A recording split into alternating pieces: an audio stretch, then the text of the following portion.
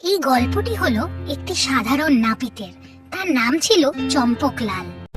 সে তার ভালো কাজ আর কথার জন্য ভীষণ প্রসিদ্ধ ছিল। লোকজন তার কাছে চুল কাটাবে বলে অপেক্ষায় থাকত। চম্পকলালের এই ব্যবসা ভালোই চলছিল। চম্পকলালের কাছে একটি ছোট বাড়ি ছিল আর ভরপেট খাবারও তার জুটে যেত, আর তার খরচাও সহজভাবে চলে যেত। সে একাই থাকতো, তাই তার কোনো দায়িত্ব ছিল না। কিন্তু মাঝে মাঝে এমনও হতো যে সে দিনে একটিও খদ্দের পেত না। আজকে এমনই একটা দিন। সে কাঁধে ঝোলা নিয়ে সকাল থেকে ঘুরে বেড়াচ্ছে, কিন্তু একটিও খদ্দের নেই। চুল কেটে যাও, দাড়ি কেটে যাও, চুল কেটে যাও, দাড়ি কেটে যাও। চুল কাটার জন্যে 2 টাকা, দাড়ি কাটার জন্যে 1 টাকা। দুটো একসাথে করলে মালিশ বিনামূল্যে। আরে ওদিকে কি দেখছো ভাই, এসে গেছে চম্পক নাপিত। যদি আপনার চুল বেড়ে গিয়ে থাকে তাহলে আমাকে ডাকুন, আমি হলাম চম্পিলাল। আরে শোনো ভাই শোনো, এইদিকে শোনো, চম্পিলালের মালিশে গুণ কত জানো? এইভাবেই সকাল থেকে দুপুর আর দুপুর থেকে সন্ধে হয়ে গেল, কিন্তু সেই দিন চম্পকলালকে কেউ ডাকলো না। ওহো, আজ একজনও খদ্দের পেলাম না। আজ কি কারুর চুলই বাড়েনি, নাকি আজ কি চুল কাটার জন্য কোনো অশুভ দিন? কিচ্ছু বুঝতে পারছি না আমি। আজ ঘুরে ঘুরে মাথা খারাপ হয়ে গেল, কিন্তু 1 পয়সাও কামাতে পারলাম না। আজ দিনটাই খারাপ। একটা শেষ চেষ্টা করি, যাই পালোয়ানদের গলিতে গিয়ে একবার দেখে আসি। এই ভেবে সে পালোয়ানদের গলিতে গেল আর হাঁক দিল, এসে গেছে এসে গেছে এসে গেছে, চম্পিলাল আপনার চুল কাটতে এসে গেছে। ওর হাঁক শুনে একজন পালোয়ান ওকে ডাকলো। আরে নাপিত বাবু, এদিকে একটু আসো তো। নমস্কার পালোয়ান মহারাজ। হ্যাঁ ঠিক আছে, নমস্কার। আমার নাম চম্পিলাল, বলুন কি কাটবেন আপনি? আরে আমার তো নাম জেনে কোনো লাভ নেই, বুঝলি?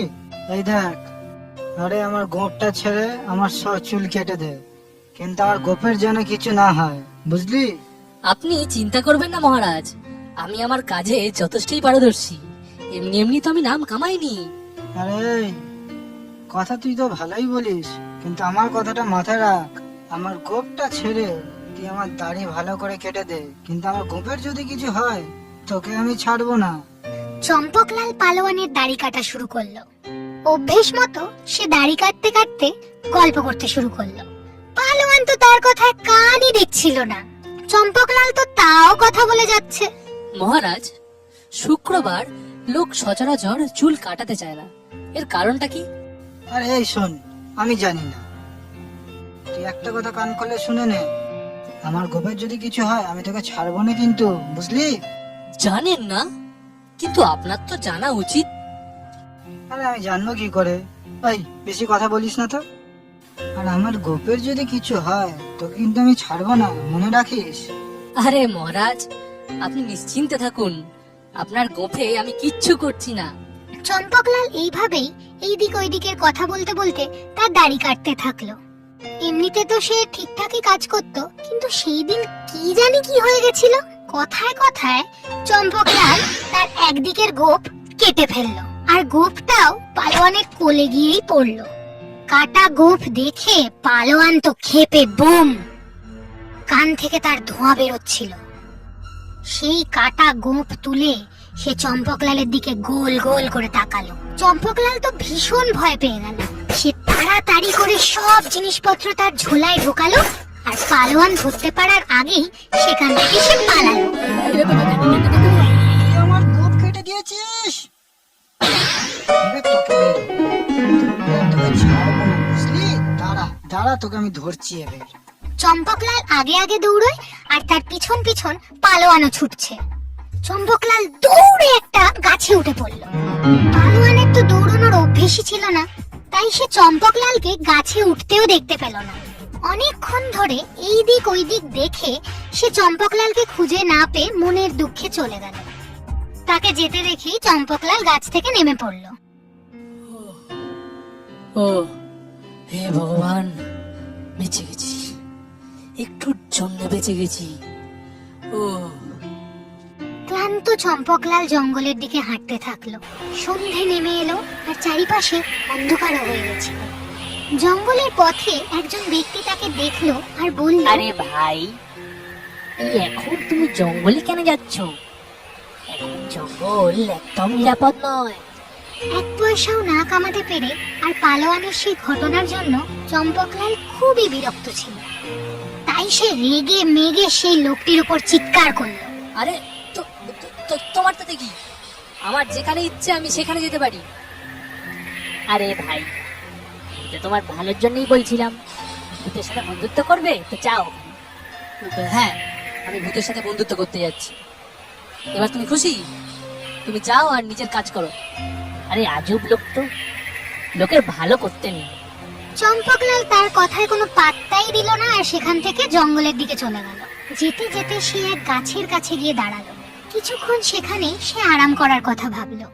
সে তার ঝোলাটি পাশে রাখলো আর সেখানে ঘুমিয়ে পড়লো। সঙ্গে সঙ্গে তার গভীর ঘুম এসে গেল। এই হেন সময় এক ভূত এলো। সে চম্পকলালকে দেখে খুব খুশি হয়ে গেল। বাবা, আজকে আমার মানুষ খাওয়ার দিন। অনেকদিন ধরে আমি কোনো মানুষ খাইনি। তার এই তীক্ষ্ণ হাসিতে চম্পকলালের ঘুম ভেঙে গেল। সামনে ভূতটিকে দেখে সে ভীষণ ভয় পেয়ে গেল। তার গায়ে কাঁটা দিচ্ছিল, গলা শুকিয়ে গেল আর কোনো কথাও বলতে পারছিল না। প্রথমে সে নিজেকে একটু সামলালো, তারপর তার মাথায় একটি বুদ্ধি এলো। আমি আমি এরকম ভয় পেয়ে মরতে চাই না। যদি মরতেই হয় তাহলে মরার আগে একটা চেষ্টা করে দেখি। সে সাহস করে হাসি মুখে ভূতটির সামনে এলো। বাহ, আজ তো আরেকটা ভূত পাওয়া গেল। একে আমি আমার ঝোলায় বন্দি করে নেব, আর তারপর বাকিদের মতো একেও বোতল বন্দি করে দেবো। হ্যাঁ, কি বলছিস তুই? তুই ভূতেদের নিজের ঝোলার মধ্যে রাখিস? আমাকে বোকা বানানো হচ্ছে? হ্যাঁ, যদি বিশ্বাস না হয় তো নিজেই দেখে নাও। চম্পকলাল ঝোলার ভিতর থেকে একটি আয়না বার করলো আর ভূতটিকে দেখালো। আয়নায় নিজেকেই দেখে সে ভাবলো আরেকটি ভূত আছে। এইবার তো ভূতটাও ভয় পেয়ে গেল। ওরে বাবা, ওরে বাবা, আমাকে এই ঝোলার মধ্যে রেখো না, আমাকে ছেড়ে দাও, ছেড়ে দাও আমাকে। আর আমি আর আসবো না, আমাকে ছেড়ে দাও তুমি। ছেড়ে দেব? একদম না। আমার জাদু শক্তি বাড়ানোর জন্য আমার অনেক অনেক ভূত চাই। হ্যাঁ, কি কথা, কি অলক্ষণে কথা। না না না না বাবা, আমাকে ছেড়ে দাও, আমি হাত জোর করছি। তুমি যা বলবে আমি তাই দেবো। আচ্ছা, তুমি বেঁচে পালাতে চাও? হ্যাঁ, ঠিক আছে। তোমাকে আমার 3টে ইচ্ছে পূরণ করতে হবে। হ্যাঁ, যদি তুমি আমাকে সেগুলো দিতে পারো তাহলে আমি তোমাকে ছেড়ে দেবো। হ্যাঁ, ঠিক আছে, ঠিক আছে, বলো বলো তোমার কি ইচ্ছা। আমাকে অনেক অনেক সোনা দাও। হ্যাঁ, ভূতটি জাদু করে প্রচুর সোনা এনে দিল। চম্পকলাল তো ভীষণ খুশি আর সে সব সোনা নিজের ঝোলায় ঢুকিয়ে ফেললো। হয়েছে হয়েছে, এবার তোমার দ্বিতীয় ইচ্ছাটা বলো। আহা, এবার তুমি একটা কাজ করো, আমাকে আমার বাড়ি নিয়ে চলো। সে আবার জাদু করে চম্পকলালকে বাড়ি ফিরিয়ে দিল। নাও, এবার তোমার শেষ ইচ্ছাটা কি? চম্পকলাল ভাবতে থাকলো যে সে কি চাইতে পারে। কিছুক্ষণ ভেবে সে বলল, আমার শেষ ইচ্ছে, হ্যাঁ, আমার এই ঘরটা বড়, আরামদায়ক আর সুন্দর বানিয়ে দাও। ঠিক আছে, এই না। ভূতটি জাদু করে চম্পকলালের পুরনো বাড়ির জায়গায় একটি নতুন বাড়ি করে দিল। সেই ঘরটি দেখতেও যেমন সুন্দর আর ভিতরের জিনিসপত্র তেমন ভালো। সে আরামে সেখানে থাকতে পারবে। দেখো দেখো, তুমি যা চাইছিলে আমি সব ইচ্ছা পূরণ করেছি। এবার এবার আমাকে যেতে দাও বাবা, আমি পালিয়ে প্রাণ বাঁচাই। ঠিক আছে, তুমি আসতে পারো, কিন্তু শোনো, দ্বিতীয়বার আর আমাকে হেনস্থা করতে এসো না। ওর কথা শুনেই ভূতটি সেখান থেকে পালিয়ে গেল। নিজের বুদ্ধির দ্বারা সে তো তার প্রাণ বাঁচিয়েই নিয়েছিল, তাছাড়াও একটি বড় বাড়ি আর প্রচুর সোনাও নিয়ে নিয়েছিল। তাহলে বাচ্চারা, আমরা কি শিখলাম? কোনো সমস্যার সমাধান যদি আমরা সাহস দিয়ে করি, তাহলে সেই